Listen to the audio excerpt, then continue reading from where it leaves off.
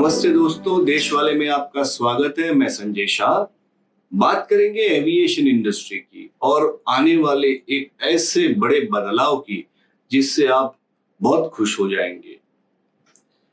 अगर आप हवाई यात्रा करते हैं तो ये लंबी लंबी लाइनें, एंट्री गेट से अंदर जाना, आइडेंटिटी दिखाना, बोर्डिंग पास दिखाना, सिक्योरिटी चेक की भाग दौड़ करना, ये सबसे आप अच्छी तरह वाकिफ होंगे।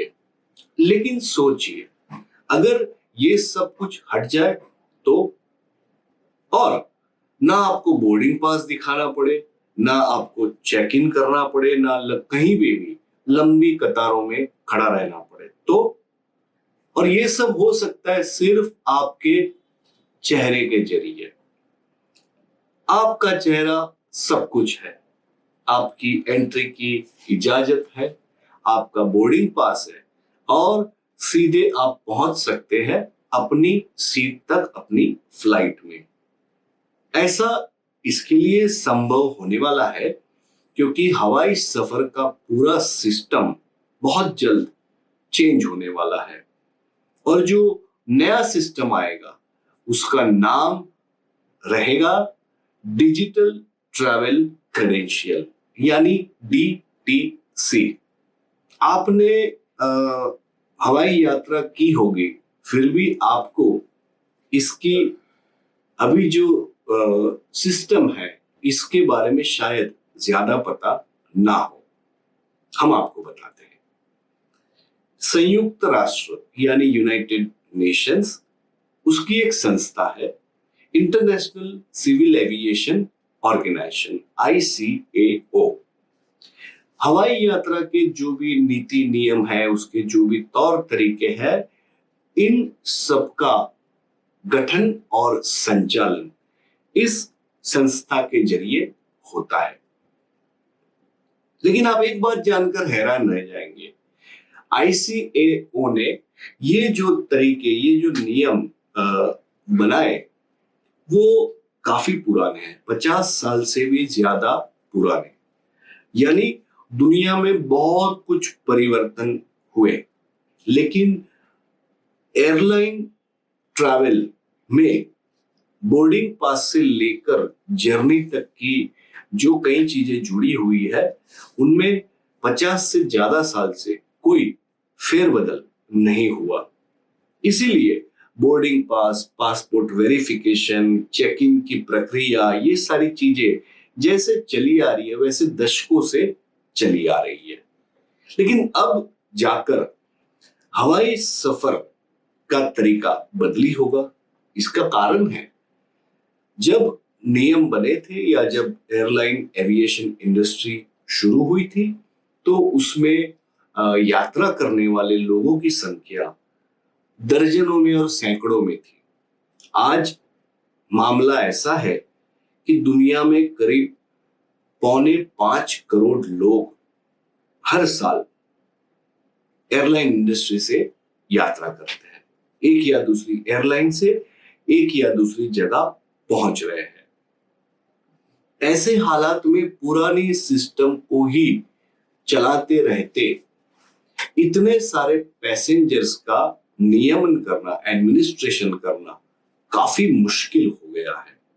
और इसी कारण ICAO ने अब एक नया, तेज और डिजिटल सिस्टम जो सिक्योर्ड भी होगा, इंप्लीमेंट करने की तैयारियां की है।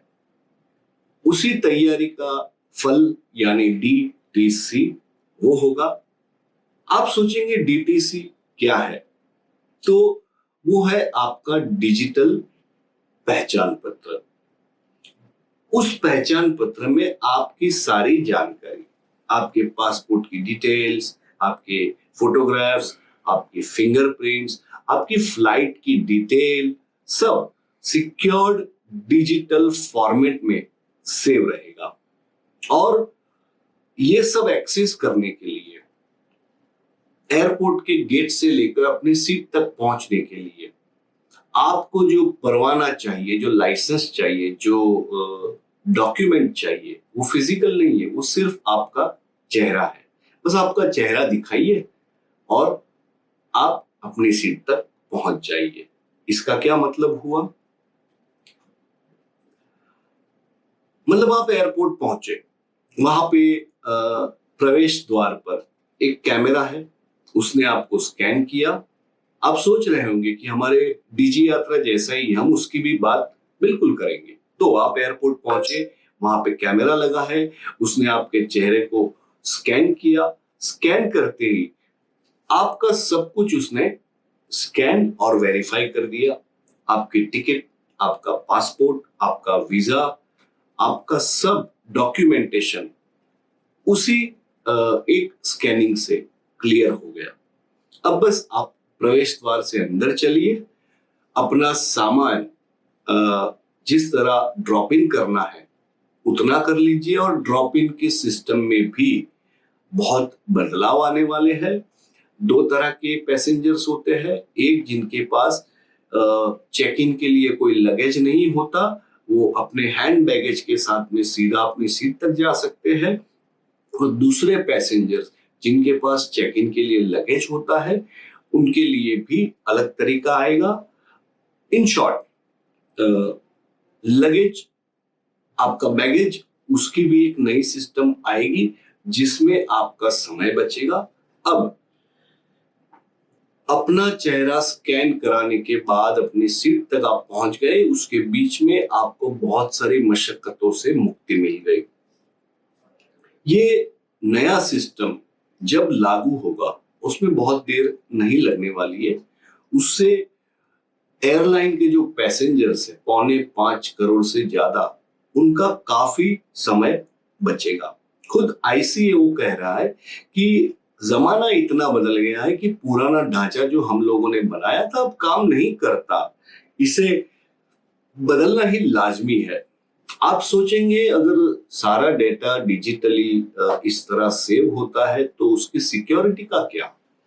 तो आईसीएओ ने गारंटी दी है कि जो भी डेटा डिजिटली सेव होगा वो पूरा का पूरा एंड टू एंड एनक्रिप्टेड होगा, यानी उसे कोई एक्सेस नहीं कर पाएगा। उसका उपयोग सिर्फ और सिर्फ पैसेंजर की जर्नी के लिए किया जाएगा। और उसमें जो आपका बायोमेट्रिक डिटेल होगा, आपकी फिंगरप्रिंट्स होगी, वो सब जो होगा वो केवल कुछ घंटे के लिए उसमें रहेगा। यानी कि आप मुंबई से दिल्ली जा रहे हैं तो उसका एक समय होगा कि आपकी जर्नी के दौरान या उसके बाद में इतना समय तक वो बायोमेट्रिक डेटा सिस्टम में स्टोर रहेगा, बाद में वो अपने आप स्क्रैप हो जाएगा। 4.25 करोड़ से ज्यादा पैसेंजर्स ऑलरेडी हवाई यात्रा कर रहे हैं। पूरी दुनिया में एयरपोर्ट्स की संख्या लगातार बढ़ रही है। थोड़ी सी बात इसकी भी करते हैं। अकेले अमेरिका में पब्लिक और प्राइवेट दो टाइप के अगर एयरपोर्ट की बात करें तो इतने ज्यादा एयरपोर्ट्स हैं कि आप अचंभित हो जाएंगे। अमेरिका में लोगों के लिए, आम जनता के लिए 5200 के करीब एयरपोर्ट्स है। और उस देश में निजी यानी प्राइवेट एयरपोर्ट्स भी बहुत ज्यादा है। कितने? करीब करीब 14,800। यानी मैं और मेरा खुद का एयरपोर्ट, आप और आपका खुद का एयरपोर्ट। दुनिया के किसी देश में इतनी बड़ी संख्या में प्राइवेट एयरपोर्ट्स नहीं है। अमेरिका के अलावा देशों की बात करें तो दुनिया के कुछ और देशों में भी हजारों की संख्या में एयरपोर्ट्स हैं।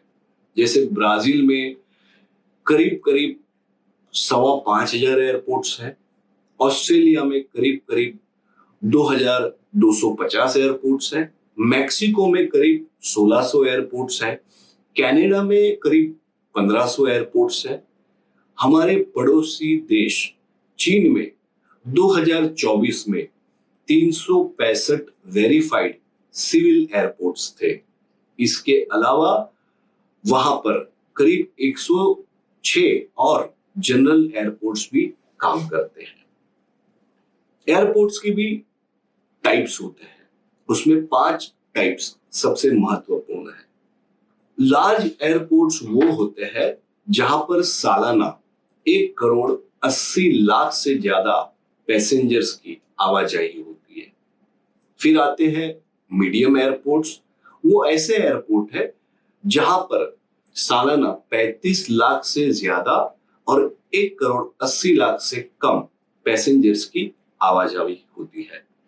फिर आते हैं छोटे एयरपोर्ट्स जहां पे 5 से लेकर 35 लाख तक के पैसेंजर्स की सालाना आवाजाही होती है। दो ऐसे भी एयरपोर्ट्स है जो इन तीनों कैटेगरीज में नहीं बैठते। एक होता है नॉन हब एयरपोर्ट। वो ऐसा एयरपोर्ट होता है जहां पे बड़े एयरपोर्ट के मुकाबले कम यात्री और ट्रैफिक होते हैं। इन एयरपोर्ट्स पर घरेलू और अंतरराष्ट्रीय उड़ानें तो होती है, लेकिन ये एयरलाइंस का मुख्य केंद्र या हब बनकर कभी काम नहीं करते। इसी तरह एक एयरपोर्ट होता है रिलीवर एयरपोर्ट।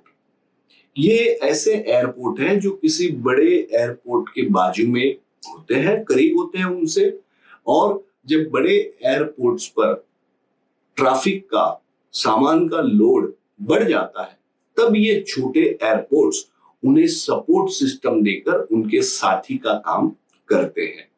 दुनिया में बढ़ते एयरपोर्ट्स, बढ़ती पैसेंजर्स की संख्या को देखकर ये बहुत जरूरी हो गया था कि 50 साल से जो पुरानी सिस्टम चले आ रही है उसमें कुछ बदलाव किया जाए।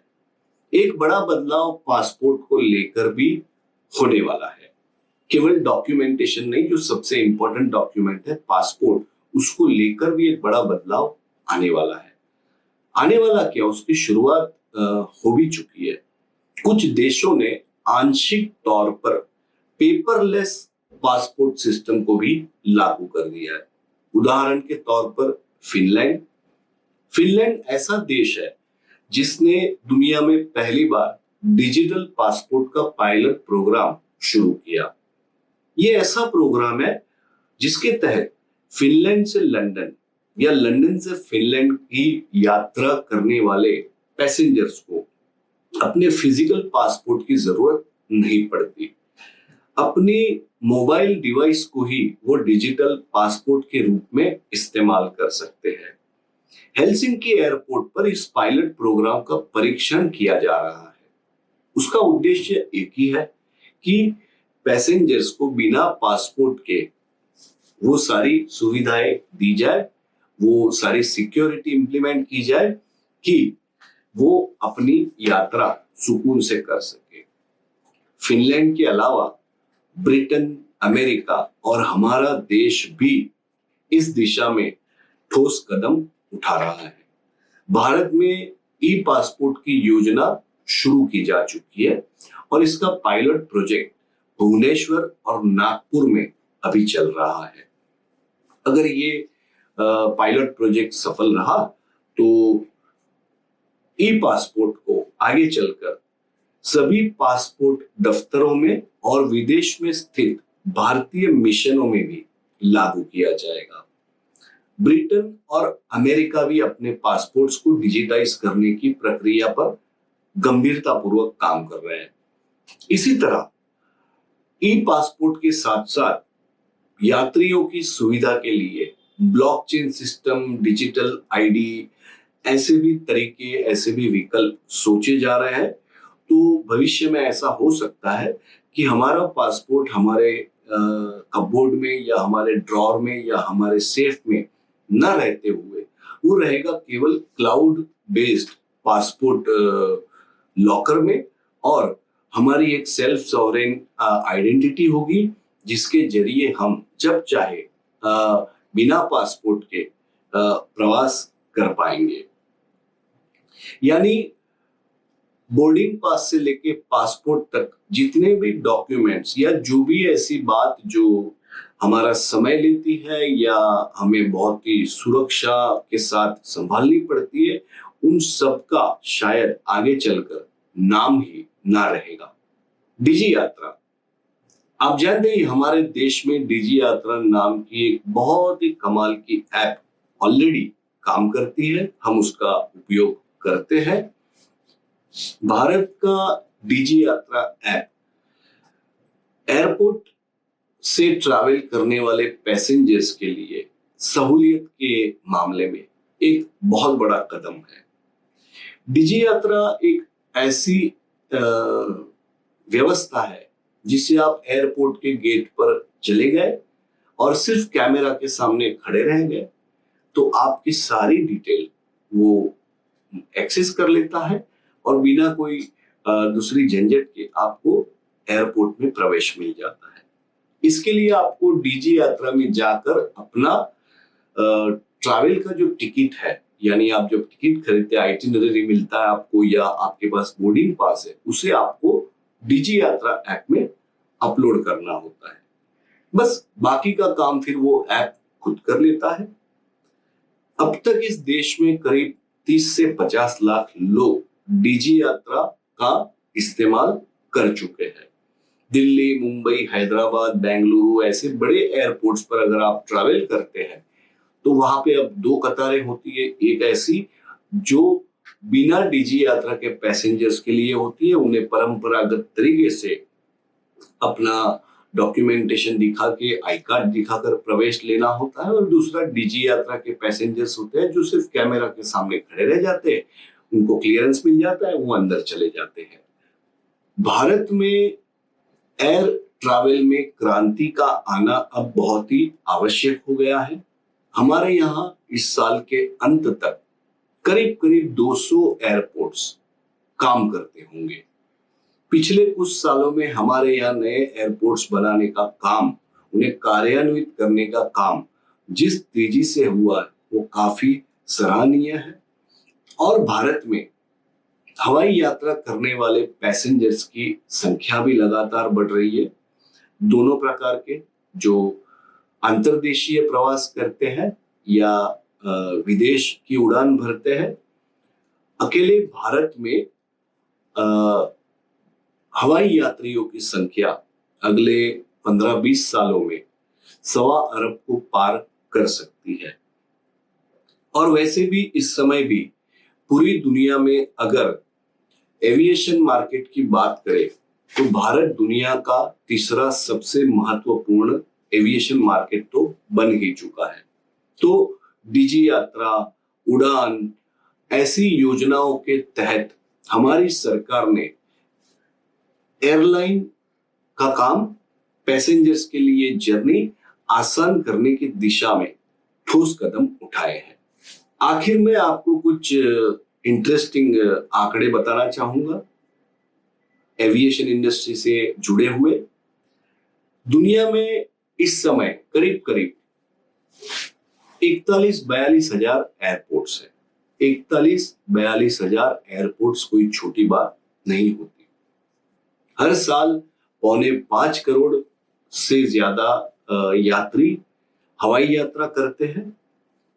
अगर वैल्यूएशन की बात करें तो 2024 में ग्लोबल एविएशन इंडस्ट्री की वैल्यू 850 अरब अमेरिकन डॉलर के करीब थी।